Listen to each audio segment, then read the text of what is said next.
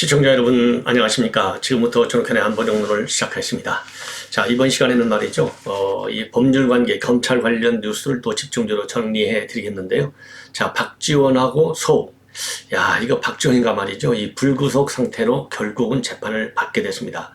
저도 그동안에 박지원 원장은 불구속 쪽으로 이제 검찰의 수사 방향이 바뀌었다라고 말씀을 드렸는데, 오늘 최종적으로 이제 이 조치를 했어요. 불구속 기소 조치를 했습니다. 그래서 이 내용을 자세히 알아보도록 하겠고요. 그 다음에는 이제는요, 이제 검찰의 탈북어민의 강제 북송 사건에 대한 이 수사에 본격적으로 나섰습니다. 그래서요, 이제는 정의용 안보실장을 곧 소환할 예정으로 있다라는 보도가 나오고 있고요. 자, 그 다음에 이제 또 이재명을 빼놓을 수 없는데요. 이재명이가 이 과거에 석사 논문 또 다른 논문을 통해서 밝혔던 내용들, 이것이 지금 오늘날에 17년이 지난 오늘날에 이재명 본인에게 향하는 논문이었다. 그래서 17년 전에 썼던 논문이 지금 재소환되고 있어요. 이 얘기는 조국이가 말이죠, 이 민간인 신분 즉 조수할 적에 그 당시 정부 여권을 상대해서 비판했던 내용들이 결국 이제 본인이 여러 가지 이 죄가 많이 있었잖아요. 그러다 보니까 결국 그 SNS에 나왔던 글들이 결국은 이제 본인을 향하게 됐는데, 그거하고 똑같은 거예요. 이걸 보면 이 민주당 인사들의 이 내로남불, 이게 굉장히 심각하구나 하는 것을 우리가 다시 한번 엿볼 수 있는 것 같아요. 자, 그리고 이제 마지막으로 말이죠, 이 김만배 사건을 또 한번 봐야 되는데요. 김만복과 정영학 간의 녹취록이 전면 공개가 됐는데요. 이 녹취록을 보면요, 여기서 김만배가 자기가 윤석열 대통령을, 그 당시 이제 검찰총장이죠, 윤석열 죽일 수 있는 카드도 가지고 있다. 그리고 윤석열이 지금 까불면 죽는다. 나는 등등. 그리고 또 이 조국 수사 잘못하면 세상이 시끄러워질 것이다. 라는 그런 취지의 발언을 한 것으로 되어 있고, 이런 것을 정영학기가 말이죠, 이 검찰의 관련 녹취록을 전부 제출했고, 그리고 김만배가 또 이 검찰 소환을 받아서 이 관련에 대해서 자기 의견을 얘기했는데요. 역시 김만배는 역시 법꾸라지가 아닌가, 미꾸라지 같이 살살 빠져나가고 있어요. 그래서 이러한 이 중요한 검찰 관련 뉴스를 가지고 여러분께 이제 보도를 해드리도록 하겠습니다. 자, 먼저요, 이 박지원 관련 뉴스인데 조금 전에 검찰에서 발표한 내용입니다. 그래서 이제 박지원은요, 그동안의 국가정보원법 위반, 그 다음에 공용 전자기로 손상 혐의, 이런 걸로 인해서 쭉 수사를 받아왔는데, 이 사건과 관련해서요, 이 박지원하고요, 그 당시 비서실장이었던 노은채, 나중에는 이제 박지원이가 결국은 이 기조실장까지 시켰죠. 이 두 사람을 불구속 기소했습니다. 그리고 그동안에 구속됐다가 이제 구속 적부심을 통해서 풀려났던 서욱 국방부 장관은요, 직권남용 권리행사 방해하고요, 공용 전자기로 손상, 그 다음에 허위공문서 작성 그리고 행사 혐의로 불구속 기소 조치했어요. 그래서 이제 이 박지원과 그 다음에 서욱 모두 불구속 상태로 재판을 받게 되어 있고요. 그리고 서훈은 현재까지는, 왜냐하면 이미 보석을 신청했거든요. 근데 이제 보석 신청이 됐지만은 현재로서는 검찰에서 계속해서 이 공문서 삭제 지시, 요 혐의로, 그러니까 직권남용이죠, 내내 이걸로 해서 수사를 더 계속한다라는 입장을 가지고 있어요. 그래서 서훈은 오늘 기소 조치를 하지 않았고 계속 수사한다. 그리고 지금 박지원과 서욱, 그 다음에 국방장관, 그리고 노원채, 이 세 사람은 불구속 기소했다, 이렇게 되어 있습니다. 자, 참고적으로 여러분들 잘 아시다시피요, 이 국정원에서는 46건을 삭제했고요, 국방부는 60건을 삭제한 혐의를 받고 있습니다. 자, 그래서 이 수사는요, 서훈 수사를 빼놓고서는 전부 이제 수사가 마무리됐습니다.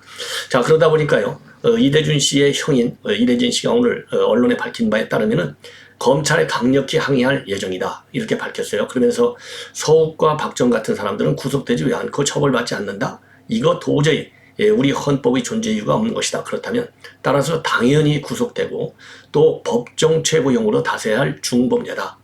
그러면서요, 굉장히 참 의미 있는 것 중에 하나가요, 가장 원흉은 박지원이다. 그러면서 서훈은 사후에 사실을 은폐하고 조작했지만은 박지원은 제일 먼저 정보를 취득하고 입수했던 장본인이고, 그런 범법자가 권력을 또 잡으려고 민주당에 복당도 했다.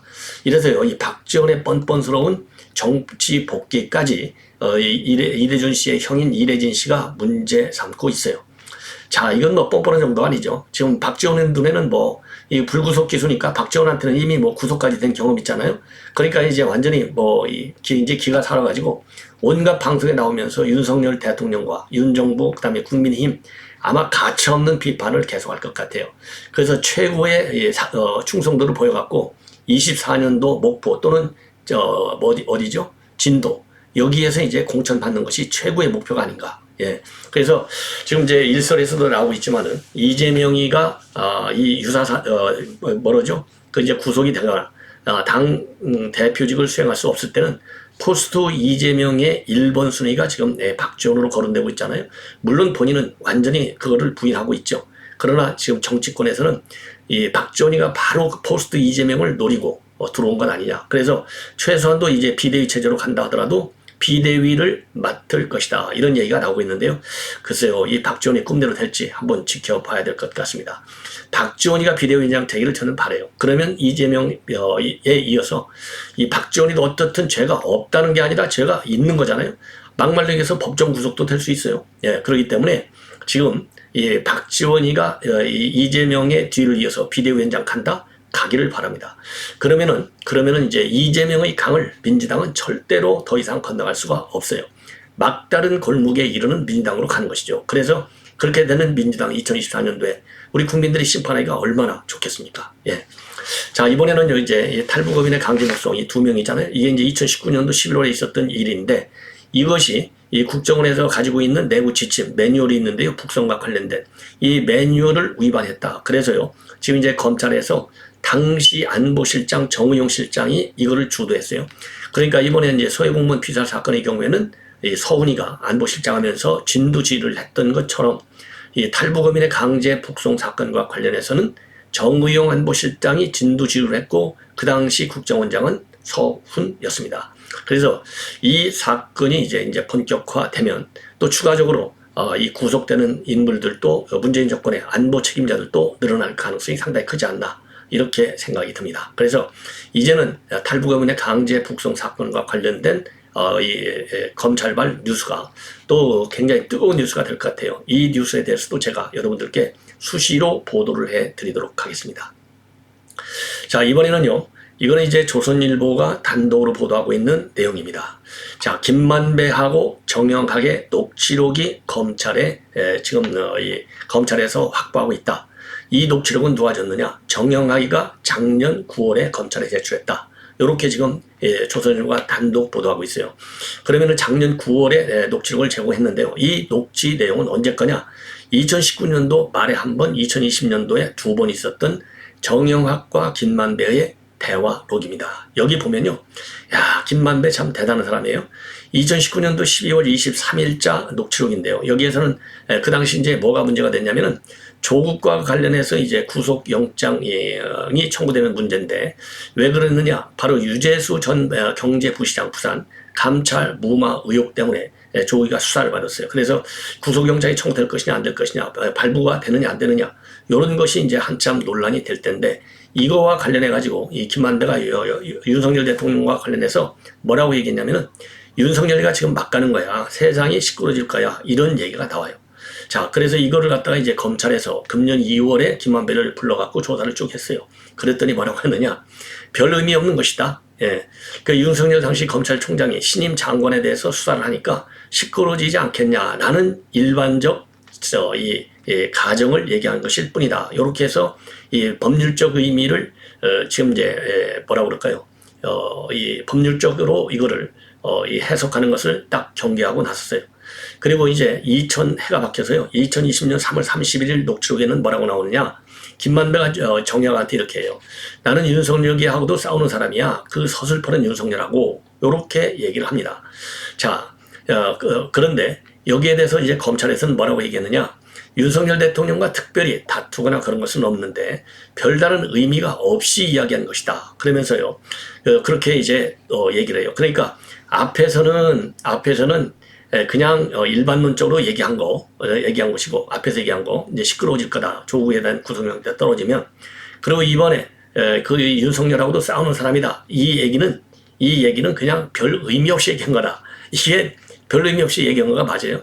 자기가 이게 그러니까 윤석열하고 싸우는 사람이야. 그 서슬퍼나 이 정도 되면 윤석열 총장도 내가 꽉 잡고 있다. 그러니 나만 믿고 나를 따르라. 예, 내가 하라는 대로 해. 대장동 관련 수익 관련 이런 거 내가 알아서 다 하니까 윤석열도 나한테는 함부로 못해. 이러한 과시, 자기의 뭐라 그럴까요? 이 정치적인 이 파워가 이 정도는 되느니 나를 따라라. 정영학이든 유동규든 남욱이든 이런 의미가 아니겠습니까? 자, 그 다음에는요. 2020년도 이제 10월 가을로 넘어갑니다. 26일자 녹취록인데요. 여기에서는 뭐라고 얘기하고 있느냐? 윤석열이는 형이 가지고 있는 카드면 죽어. 이렇게 얘기했거든요. 그러니까 윤석열은 형이 가지고 있는 카드면 죽어. 이 얘기는 내가 윤석열 총장의 약점을 다 가지고 있고 나한테 꼼짝 못해. 그러니까 너희들은 이 검찰과 관련된 수사가 일어날 경우 내가 알아서 다 커버할 수 있는 능력이 되니까 너희들은 내가 하는 대로 말을 잘 들어봐. 이게 이제 대장동 일당들한테 폼 잡는 거죠. 한마디로 얘기해서. 그러니까 나에게만 충성하면 너희들은 다 아무 문제가 없는 거야. 요렇게 이 방탄을 자기가 칠 수 있는 능력이 된다. 요거를 과시하는 대목이 아닌가. 근데요, 이거를 또 이 부분에 대해서는 뭐라고 했느냐? 그거 뻥카였다. 이렇게 얘기하고 있어요. 뻥카. 야, 이게 대단한 사람이에요. 예, 참, 이 김만배 완전히 미꾸라지죠. 예, 그러면서요, 그러면서 이 검찰 수사에서 뻥카라. 그러면서 대검 중수부에 있을 때, 윤 대통령이 대검 중수부에 있을 때 처음 만난 것 같은데, 개인적으로 친분이 있는 관계가 아니다. 왜냐면 윤 대통령이요, 2010년도에서 12년 사이에 대검 중수 1과장, 2과장을 지냈고, 그 당시 김만배는 법조 출입기자니까 당연히 알 수 있는 위치였죠. 그런데 다행스럽게도 윤 대통령이 그 검사, 이 중간 간부 때부터도 이 김만배 같은 이 사기꾼하고 가까이 지내지 않은 게 참 천만 다행인 것 같아요. 자, 이런 식으로 해서 본인이 이 폼 잡으려고 과시하려고 나를 따르라. 내가 짠 대로 범죄 수익됐든 뭐든 됐든 간에 따르라. 이렇게 얘기를 해놓고서 뻥쳤다. 야, 이게 김만배의 속성이고 김만배의 실체예요. 예. 자, 그런데 이렇게 해서 지금 이제 쭉 녹취록도 나오고 이렇게 되니까 말이죠.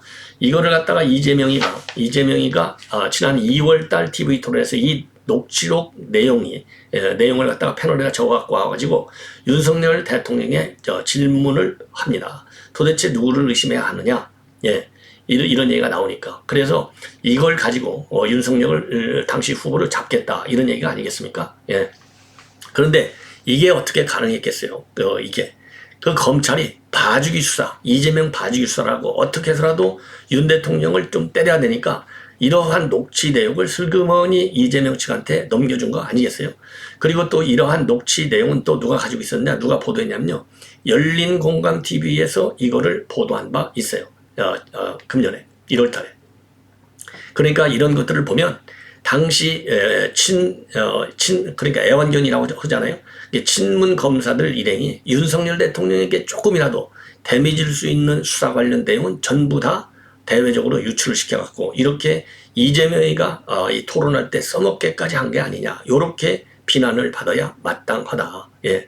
자, 그렇게 되니까 열린공감TV에서 그 당시 이제 공개를 하니까요, 연초에 민주당에서 뭐라고 했냐면은 윤석열 대통령은 김만배 손아귀에 든 사람이다. 요렇게까지 비판을 한 바 있고, 이재명 대표는 이 토론 과정에서 뭐라고 그럴까요? 약점 잡혔다. 요렇게 비판한 바 있어요. 자, 이게 바로 뭡니까? 김만배와 이재명, 그리고 친문 검찰이 짜고 친 고스톱이다. 이렇게 보여져요. 그리고 이제 참고적으로 김만배가 말이죠, 제가 어제 보도 드린 것 같은데 지난 14일 날 극단적 선택을 시도한 바 있다가 최근에 퇴원했는데요. 바로 오늘 29일이니까 이틀 전 27일 날 밤 11시 30분쯤에 슬그머니 응급차를 타고 엄청난 환자인 것처럼 하고 들어갔다가 한 2시간 좀 있다가는 또 멀쩡하게 자기 부인 차를 타고 돌아가는 이 쇼가 벌어진 바 있어요. 이런 것처럼 김만배의 이 행태, 그리고 김만배의 이 언론 접촉과 관련된 내용이라든가, 또 심지어는 검찰 진술, 또 법원에서도 비슷한 성격으로 이제 판사를 애먹이겠죠. 자, 이게 김만배의 실체라고 하는 것을 우리 시청자 여러분들께서 다시 한번 확인하실 필요가 있지 않나, 이렇게 생각이 듭니다.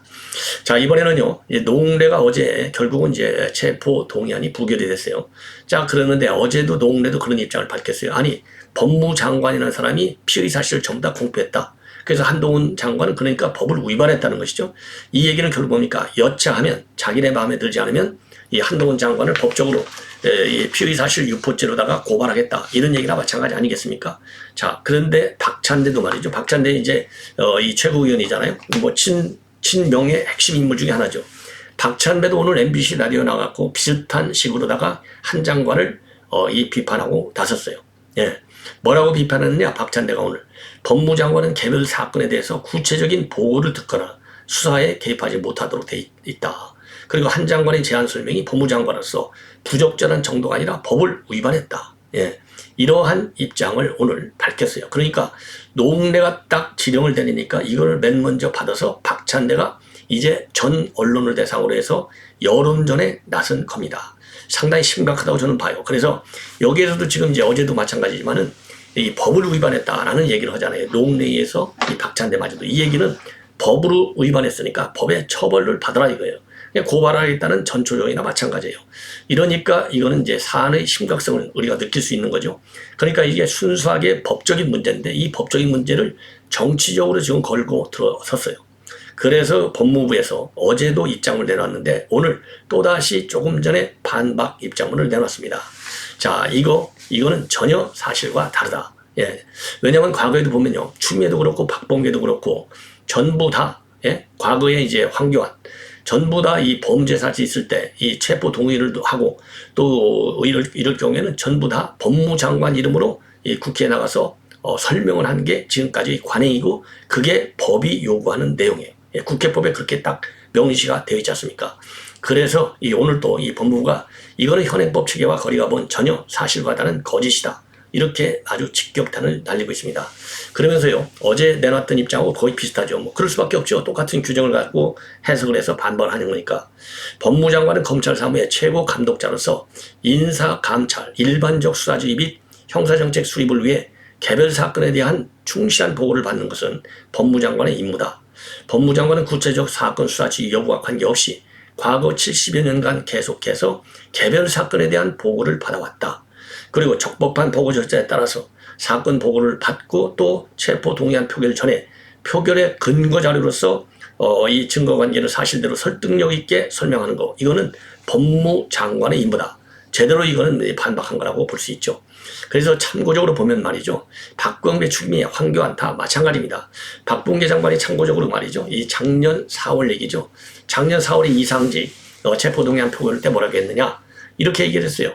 전주지검은 2021년도 4월 9일 이 의원에 대해서 이 계열사 자금을 횡령하고 재산적 손해를 입히겠다는 취지로 특가법 위반 혐의, 그 다음에 정당법 위반 혐의로 구속영장을 청구했다.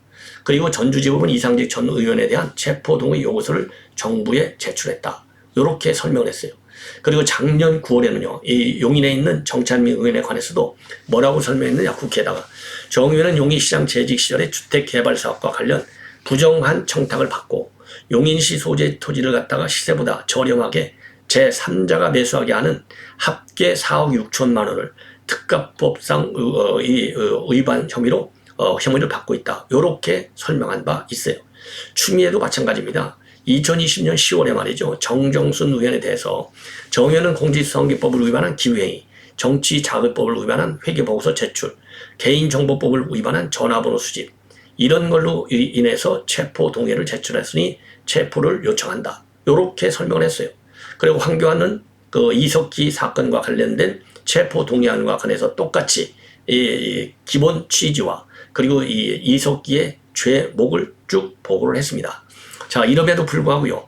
유독 한동훈 장관에 대해서만 법 위반이다. 이런 점을 굉장히 지금 민주당 측에서 강조하고 나섰는데 이 얘기는 법률 소송 맞불을 놓겠다. 이런 취지가 아니겠습니까? 저는 그래서요. 이 한동훈 장관에 대해서 법률 소송을 민주당에서 한번 했으면 좋겠어요. 그래서 다시 한번 더 망신을 당하는 그 법을 무시하는 민주당인 점을 우리 국민들에게 다시 한번 좀 알려줬으면 저는 좋겠다라는 생각이 들고요. 이렇게 체포 동의안이 국회에서 이제 부결되고 그러다 보니까 사실상 법 취지가 이제 국회 다수당에 의해서 도용되는 거나 마찬가지 않습니까? 남용되는 거. 그러다 보니까요, 이 권성동 원내대표가 이 관련 법 개정안을 금일 제출을 했어요. 그래서 체포동의안 표결 시점을 지금은 이제 보고 72시간 이내에 하도록 되어 있는데 이거를 48시간 이내로 단축하고요. 지금은 이제 무기명 투표로도 하게 돼 있거든요. 이거를 갖다가 기명 투표하도록 바꾸는 법안을 냈습니다. 자, 그러면서 입법부 일원이 법을 어기고도 법 뒤에 숨어 처벌받지 않는 것은 모순이다. 사실상 동료 의원을 보호하기 위한 방탄국회라는 국민적 비판이 제기되고 있다. 따라서 행정부로부터 독립성과 자율성을 확보하기 위해 만들어진 불체포 특권이 국회의원의 범죄에 대한 수사를 가로막는 방패가 되어서는 안 된다. 이런 취지하에 개정안을 내놨는데요. 정말 옳은 얘기다. 이렇게 보여집니다. 자, 이번에는요, 이제 마지막으로 이재명 관련인데요. 여러분들 아시다시피 이재명이가 자기 친조카의 여친, 살인을 했지 않습니까? 이 살인과 관련해서 이 변호를 섰는데, 그 당시 자기 조카가 심신이 미약해서 이루어진 법인이 좀, 뭐라 그럴까요? 별 죄가 없다. 심신 미약한 것일 뿐이다. 그리고 이거는 데이트 폭력이다. 요렇게 이 변호를 한 바 있어요. 그래서 이것이 이제 지난 선거 과정에서 다시 한번 쟁점이 돼가지고 이게 스토킹 범죄지 어떻게 데이트 폭력이냐 해서 난리가 나고 그래서 자기 이제 부인하고 딸을 잃게 됐어요. 왜냐하면 이재명 조카가 살인을 해버렸잖아요. 자, 그런데도 불구하고 이재명이가 아직까지도 공식적으로 직접 사과를 하지 않고 있습니다. 그래서 이거를 갖다가 탄원을 하는 탄원서를 이 법원에 제출했어요. 그래서 이 탄원서를 보면요. 이 탄원서 보면 이재명이가 16년 전 그 사건을 말한 것 때문에 지금 너무도 지옥 같은 악몽 속에 살고 있는데 이재명은 사람이 아니고 악마다. 그래서 친조카가 우리 가족을 몰살시켰으며 먼 일가 친척의 데이트 폭력 사건이다. 이렇게 기자들에게는 변호했는데 그러면서 이게 뭐가 잘못되느냐? 이렇게 이제 그런 질문을 해왔는데 이제 그런 거 그만하라. 그래서 과거 재판에서는 이 사망한 조카가 정신병도 없으면서 정신병이 있다. 감형해달라라고 거짓말했고 16년 동안 지금까지도 정식으로 직접적 사과 한마디 없이 자신은 인권과 정의만 보고 살아왔다는 인권 변호사 행세를 하고 있는데 이거는 입만 열면 이렇게 거짓말하고 있으니 엄중한 처벌을 해달라 이렇게 지금 주장하는 탄원서를 법원에 제출한 바 있습니다. 자, 그리고요 또 하나는 이제 지금 이재명이의 과거 논문을 가지고 지금 이제 정치권에서 이 논문이 회자되고 있어요. 자, 뭐냐면은요, 지금 이제 이재명이가 성남 풋볼 클럽 사건으로 제3자 뇌물죄로 소환 통보까지 받았잖아요. 그런데 17년 전에, 그러니까 2005년도 12월에 석사 논문 갖춘데 여기에서 뭐라고 썼냐면요. 바로 이제 지방 권력의 부패 문제에 대해서 어떻게 처벌해야 되느냐. 왜 이런 부패 문제가 지방자치단체에서 일어나느냐. 그 원인과 그 다음에 이 처벌에 관해서 썼어요. 그래서 여기에서는 본인이 이런 논문을 써놓고요. 그러니까 본인이 지방자치 권력 왜 썼는지 제일 잘 알아요. 그 제일 잘 아는 대로 본인이 범죄를 저지른 거나 마찬가지예요. 자, 그래서 지자체의 부정부패는 이해관계인과 정치 권력을 지니 지자체의 장의 부적절한 거래 행위에서 비롯된 것이다. 주로 지자체 장이 당선이나 재선을 목표로 선거 자금을 조정하거나 지지 세력을 확보하기 위해서 그러니까 여기서 그렇잖아요. 그러니까 지금 정진상, 김용한테 선거 자금 다 줬잖아요. 지지 세력 확보하려고 그러니까 대순 진리교 지지 세력 확보하려고 노력했잖아요. 이게 다 본인이 연구한 대로 실행에 옮긴 거예요. 그러니까 얼마나 나쁜 사람이에요. 확보하기 위해서 누군가에게 정상적이지 않은 특별한 이익 혹은 혜택 편의를 제공하는 이다. 이게 성남 풋볼클럽의 두산건설 그렇잖아요. 이 상업용지로 바꿔놓고 병원 용지를 이게 이제 두산건설. 그 다음에 또 백현동 이 백현동 옹벽 아파트 이것도 종상향 업그레이드 시켜주고 말이에요. 다 이런 특별한 혜택. 분당 1,500원 또 혜택 줬죠.